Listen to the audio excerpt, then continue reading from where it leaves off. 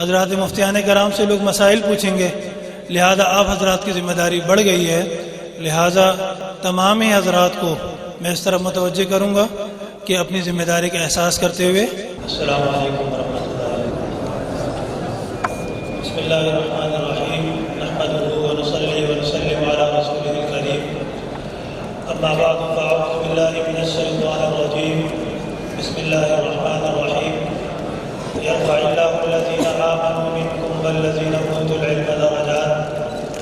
وقال النبي صلى الله عليه وسلم من لم يشكر الناس لم يشكر الله، أو كما قال عليه الصلاة والسلام۔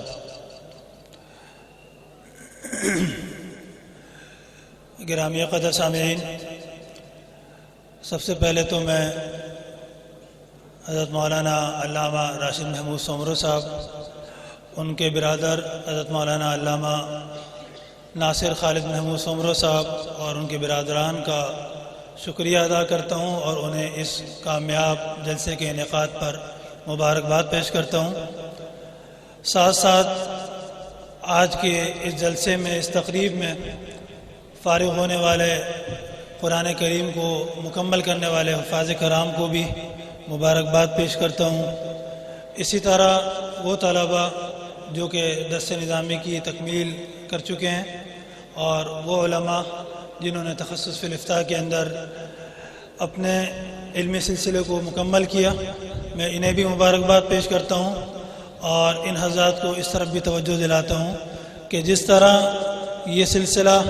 جو آپ نے مکمل کیا، چاہے وہ قرآن کریم کی تحفیظ کی صورت میں ہوں، چاہے وہ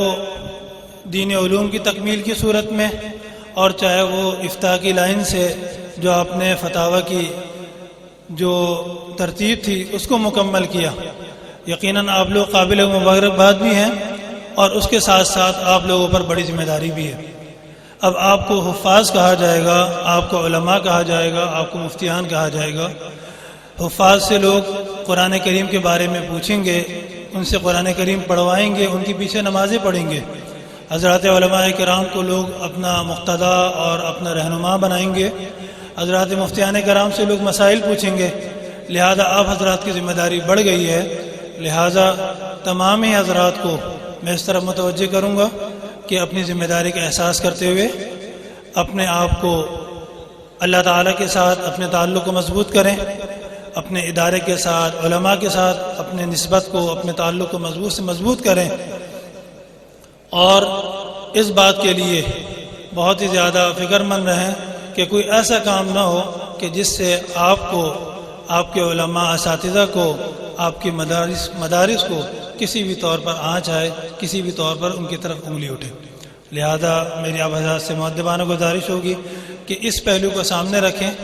بقیہ میں نے آپ کے سامنے ایک حدیث شریف پڑھی کہ اللہ کے رسول صلی اللہ علیہ وسلم فرماتے ہیں من لم یشکر الناس لم یشکر اللہ، جس نے لوگوں کا شکریہ ادا نہ کیا اس نے در حقیقت اللہ تعالیٰ کا بھی شکر ادا نہیں کیا۔ یہ جو آج کا پروگرام اور آج کا جلسہ ترتیب دیا گیا، میں عوام الناس سے مخاطب ہوں کہ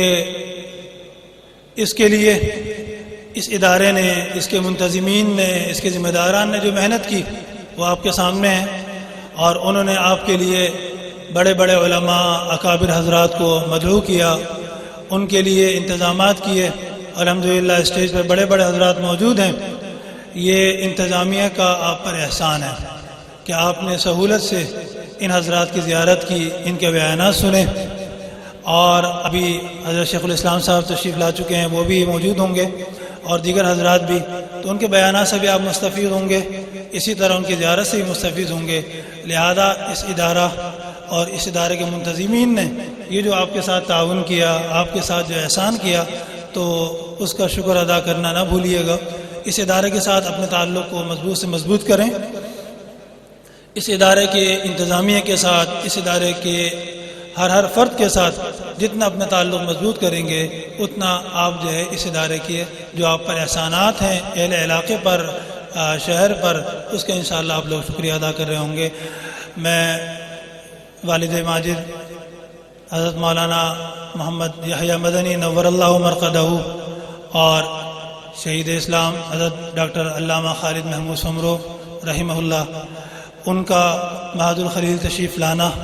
اور ان کا باہمی گفت و شنید اور آپس میں ملاقات، وہ منظر میرے نگاہوں کے سامنے ہے۔ جو حضرت نے تعلق رکھا تو اللہ تعالیٰ اس تعلق کو نبھانے کی ہمیں بھی توفیق عطا فرمائے اور ان حضرات کو جزائے خیر عطا فرمائے۔ وآخر دعوانا ان الحمدللہ رب العالمین۔